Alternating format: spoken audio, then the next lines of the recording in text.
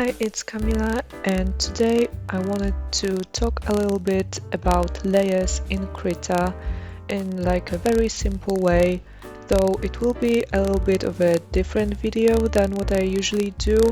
I won't be doing a voiceover, but I wanted to basically make a commentary of what I'm doing, so maybe it will be easier for you to understand what's happening on the screen and also to understand the concept of layers. So let's start. What actually are the layers in any graphic program to begin with? I used to do a lot of things in Photoshop, so for me it was quite easy to understand how layers work in Krita, since all of the graphic programs use a very similar style of setup. So it wasn't as difficult for me, but if someone is completely new to this kind of program, I know it might be a little bit intimidating and you don't know what is exactly happening on the screen.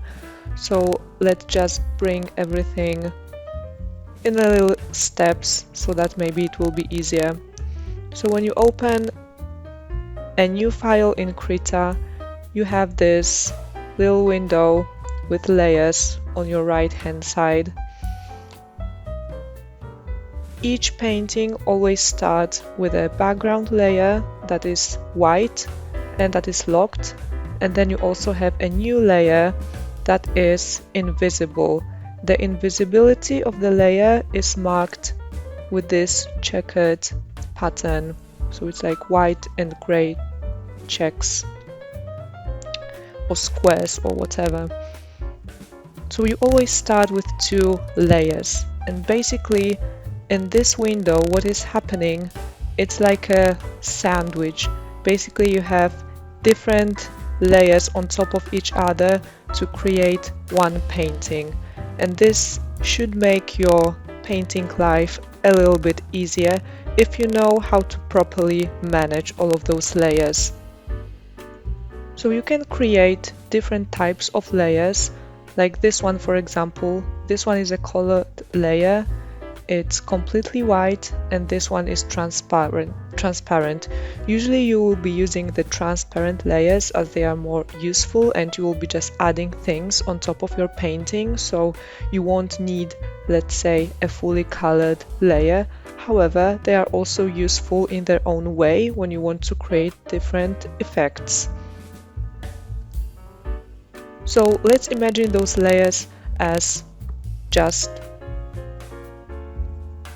plastic foil, one on top of each other, and this is how you create your layer sandwich with your painting. So what I usually do is I always keep this background layer as it is. It is locked, we don't really need it because we can add on top of it something else. So for today's video I will be painting or drawing my new orchid that I got for my birthday. I actually got two of them, but today I think I will just draw this one. This is like a very beautiful white color with those purple accents. So first what I do is I always start with a sketch. So I select the first layer that was created, I double click that layer, and then I can rename it. So I usually call it a sketch, and I click enter. And this is my layer that I will be just using for a sketch. It will be very messy, not a lot of details here, just something so I know what is happening. So I usually use this basic brush for sketching.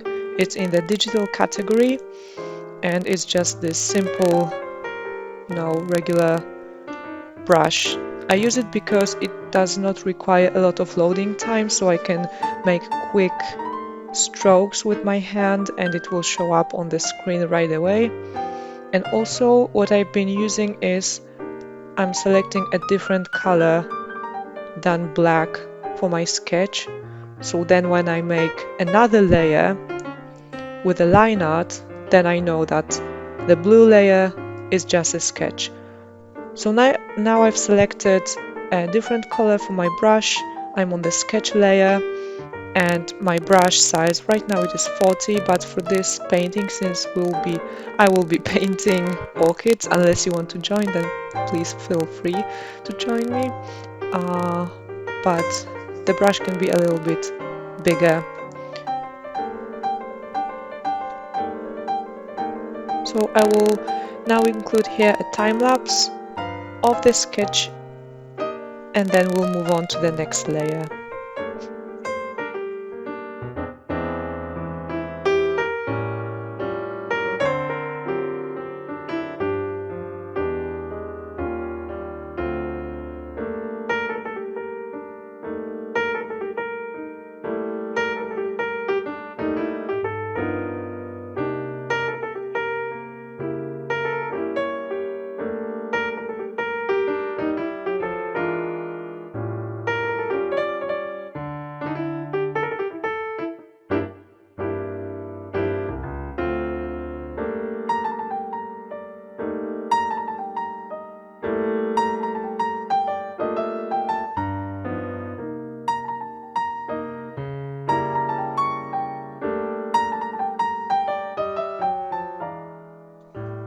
The sketch is done.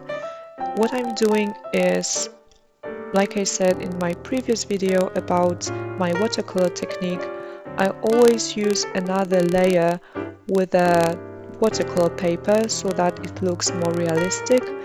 So this is what I'll be using or doing now. So I click layer, and then you can import a layer. So this is this option here, and you can just click import layer and then select the file that you want to use.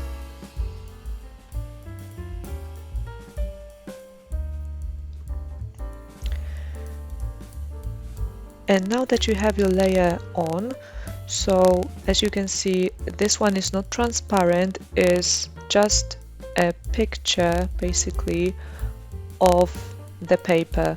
So when you click on this layer and drag it down, it will move down your sketch. Or you can always also click this arrow right here to move the layer down. And now we have this paper layer underneath our sketch layer. So now to create a line art, what I always do is I bring down the opacity of this layer just a bit, so maybe like 50% or even 40%. So you just move this bar right here to the level that you are satisfied with, and then your sketch layer is a little bit more transparent, so now you can on top of it add another layer with your line art. So just click this button here to create a new layer. As you can see, this one is transparent, so nothing changed. You can double click it once again, change the name of the layer to, let's say, line art, and click enter. And now when you have this layer selected, we can start with our line art.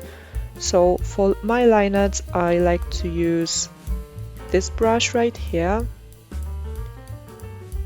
If I remember correctly, someone asked me about this layer, about this brush. It was in this all category, so you would just need to scroll somewhere to find it, but it's called just Pencil One Sketch, like this.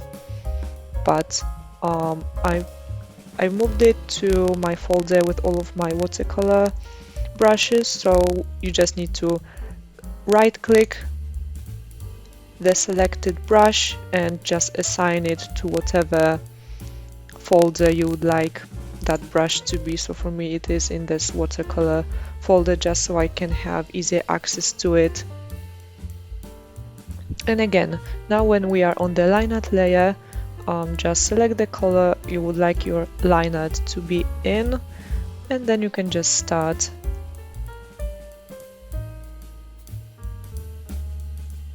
with your line art. So again, I will just insert the time lapse, and then when I'm done with it, I will be back to explain another layer.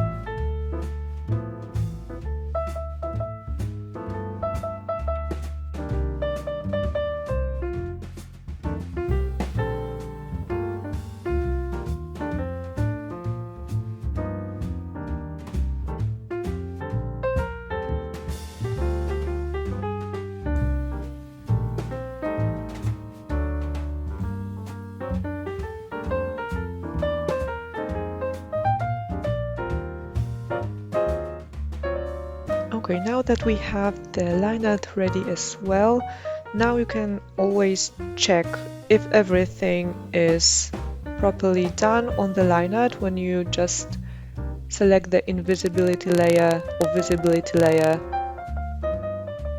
let's say on the sketch layer. So here, you just click on the eye and then you can check if everything is like you would like it to be. If not, then of course you can go back to it.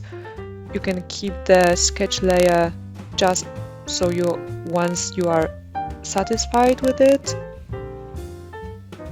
and you can always go back to it. You do not need to delete this layer, you can just make it invisible and then continue with the rest of the painting. So this is what I usually do. I just keep the sketch layer on invisible, and whenever I need to go back to it, then I just click it again.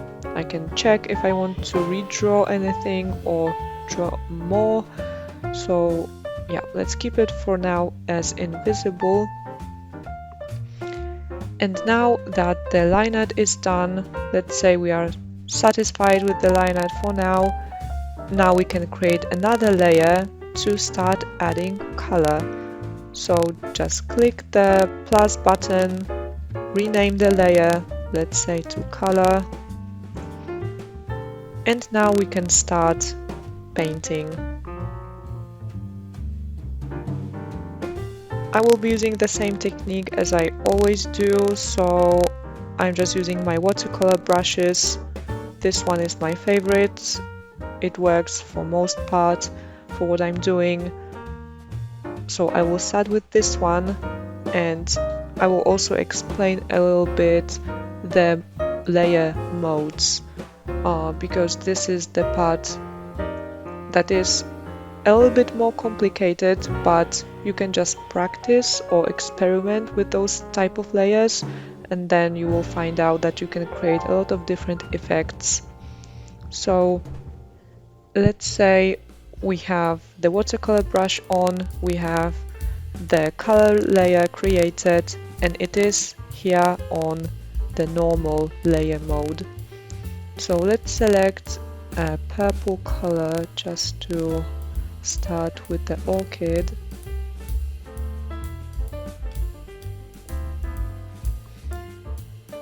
Okay, let's start with this one, and I will just make a blob right now just so you can see. So this is on the normal layer mode, and it looks like this. So I can put it underneath the Lineart layer, so the Lineart is a little bit more visible. But what else I can do is I can change the layer mode to, my favorite one here is multiply, so it makes the layer a little bit more transparent and a little bit more rich in color. And when I click it, as you can see, it is more transparent than it was before, and I don't need to bring the Lineart down, or I can, depending on what effect I want. But if I prefer to have the sketch or Lineart a little bit more visible, this is what I usually do. And also because the background layer is a picture of paper, we can see it better when we have this layer on multiply. So when I go back to normal, as you can see, it's not transparent, and we can't really see the texture right here because it is just on normal mode. But when you select multiply, all of this texture is more visible here. So that's why I like using multiply for my watercolor paintings.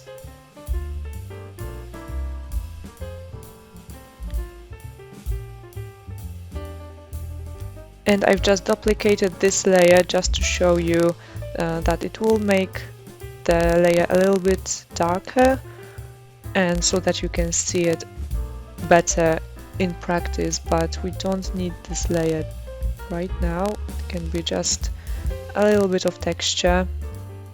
And I will also erase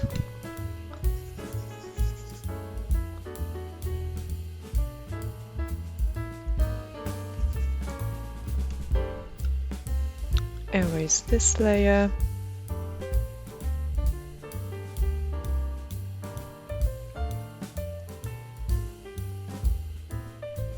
And again, I will just insert a time lapse of my painting progress here, and I will be back for another layer.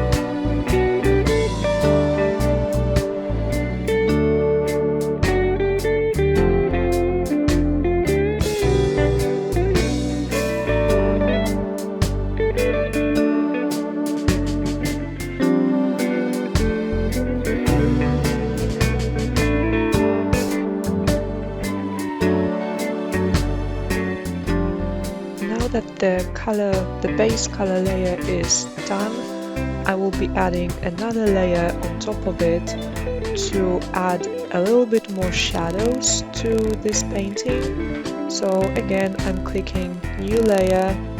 It is transparent. I changed the name to, let's say, shadows. And again, I changed the layer mode to multiply. And it is the same process. I will not be explaining the alpha channels now because this is not something that I personally use a lot, and for this painting it will not be necessary, so I will not be going to explain it now, but maybe in another video. So again, I will just insert a quick time lapse of the shadows painting process, and I will be back in a little bit.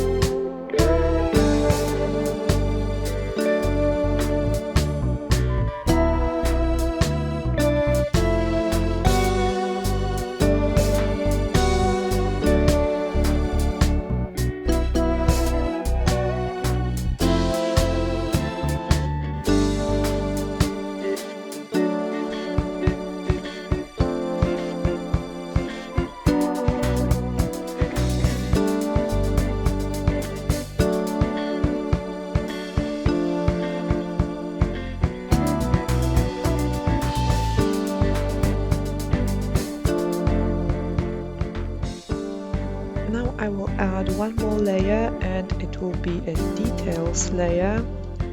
And basically I'm doing exactly the same thing, so adding another layer on top of everything.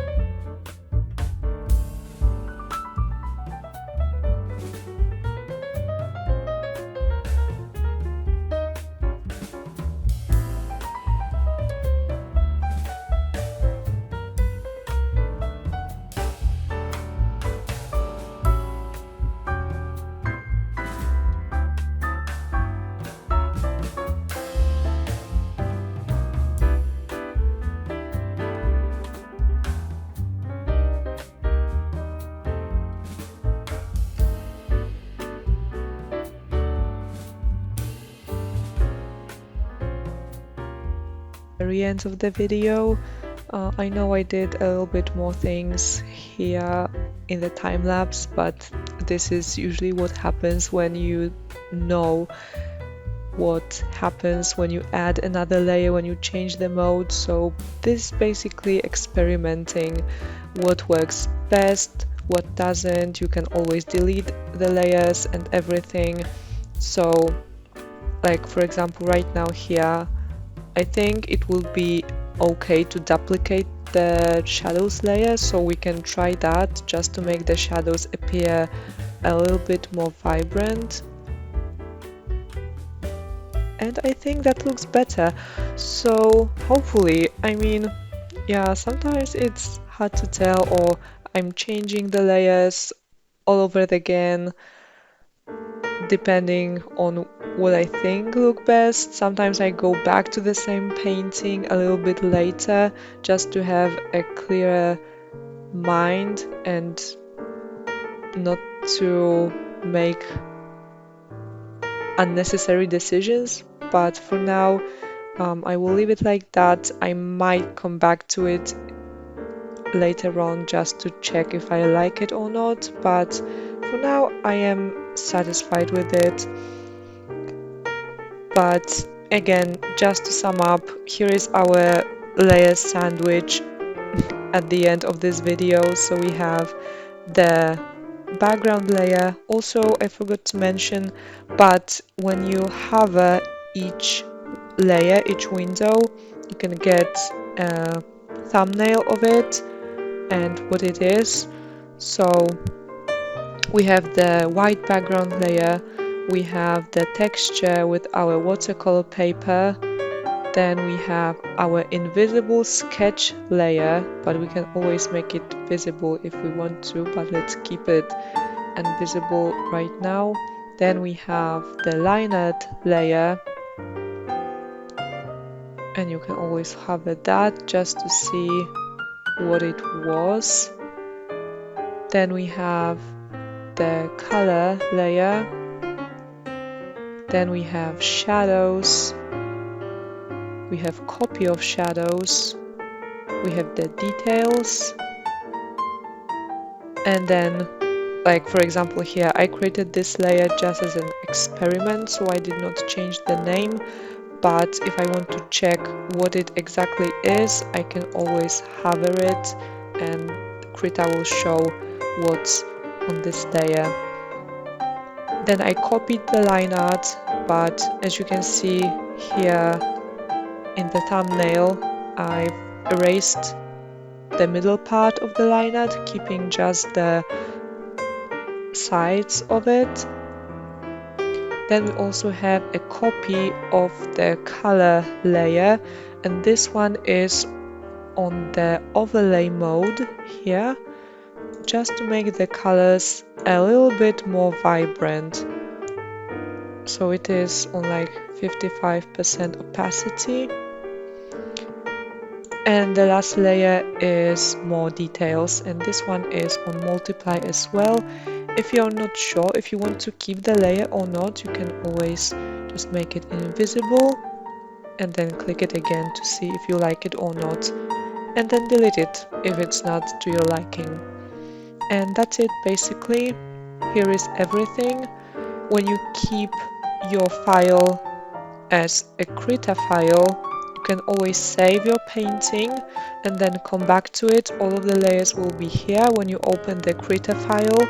So when you're not sure if the painting is finished at the moment, it's always good to just take a break and then come back to it, so you'll have more ideas or you will see a perspective in a different way. So you can always close the program, you can come back to it later, you will have all of the layers saved up, and if you don't like something, you can always delete the layer. It's not like you need to delete the whole painting.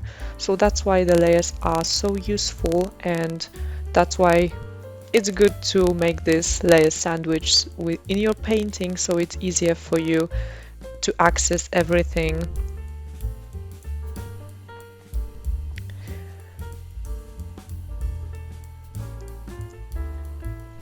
Okay, so that's it from me for today. Thank you so much for watching. If you made it this far, please let me know if you like this kind of style of video. I know it was a little bit more talking and probably it will be longer than my usual videos, but let me know how you like it and also what topics you would like me to cover next. Maybe if you have any ideas, please let me know. I will be back soon whenever I create anything new. And yeah, see you in my next video. Take care. Bye bye.